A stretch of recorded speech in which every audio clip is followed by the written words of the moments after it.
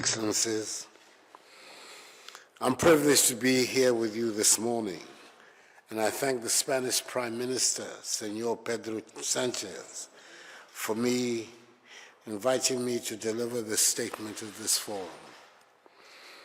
It is rather sad that the pandemic has deprived me, and an ardent fan of many decades of Los Blancos, of the opportunity of touring the Santiago Bernabeu Stadium as part of my brief visit to Madrid.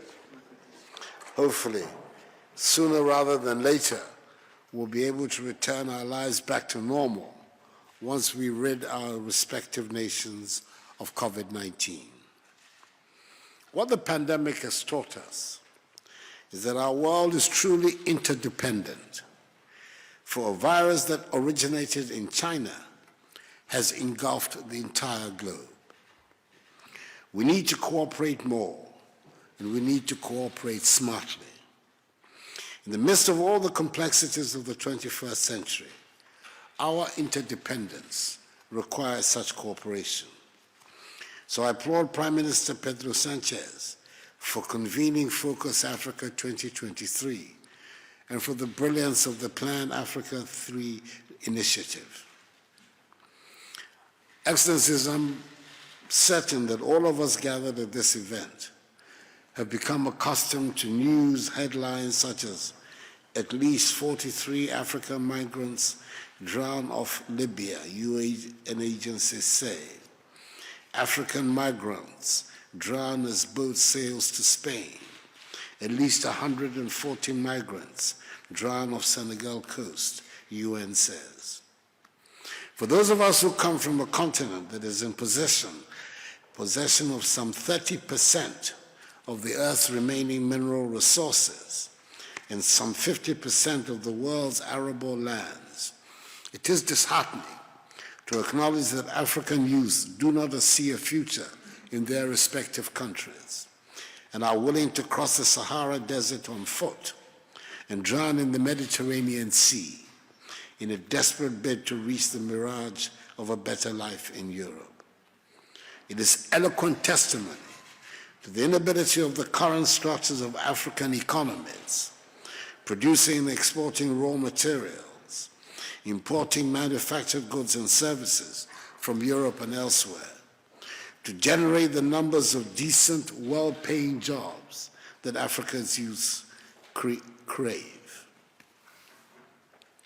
But fortunately, there's now a consensus amongst the current crop of African leaders of the urgent need to remedy the situation and relate with the rest of the world on the base of trade and investment cooperation in value-added activities.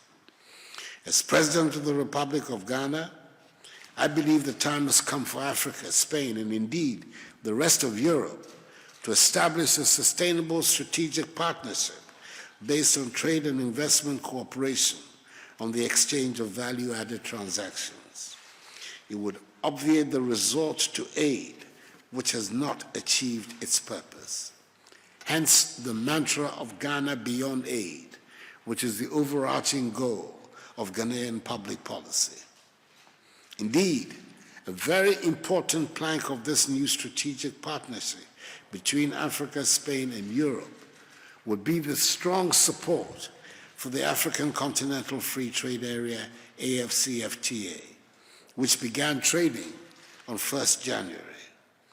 The AFCFTA will link all the 54 markets of Africa, covering 1.3 billion people, into a single market. It is the world's largest free trade area outside of the World Trade Organization itself. By 2050, it will cover an estimated 2.5 billion people and have over a quarter of the world's working age population. Imagine the investment and business opportunities offered by the infrastructure required to link our markets more effectively. And imagine the business opportunities that this huge market would offer for manufacturing and service firms from Spain and Europe that could establish production facilities in Africa to serve the African markets. And with the enhanced growth that will result from all of these, the market opportunities for exporters from Spain and Europe could be truly amazing. Inasmuch as the pandemic has wreaked havoc on the Ghanaian economy, we've seen a relatively favorable situation with respect to our health outlook, contrary to the fears many had about the impact of the pandemic in Africa. Our active cases in Ghana are declining and now stand at some 2,410 cases. We've recorded some 740 deaths and have since the start of March vaccinated some 500,000 Ghanaians. The goal is to vaccinate 20 million Ghanaians by the end of the year, which would effectively mean the vaccination of the entire adult population of our country.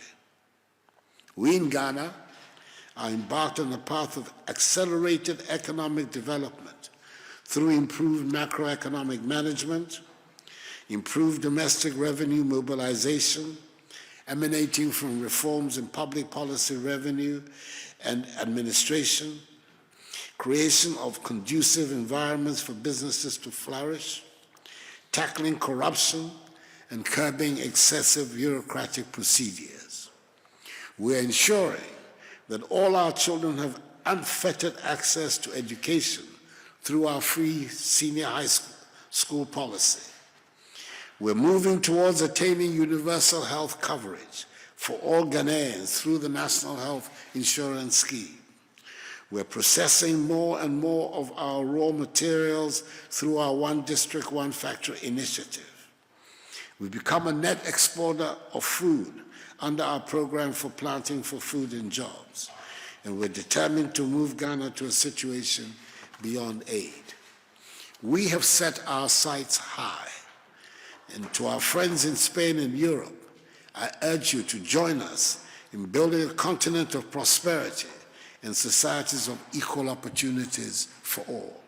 Once again, I thank you, Mr. Prime Minister, and I look forward to welcoming you to Ghana very soon. I thank you for your attention.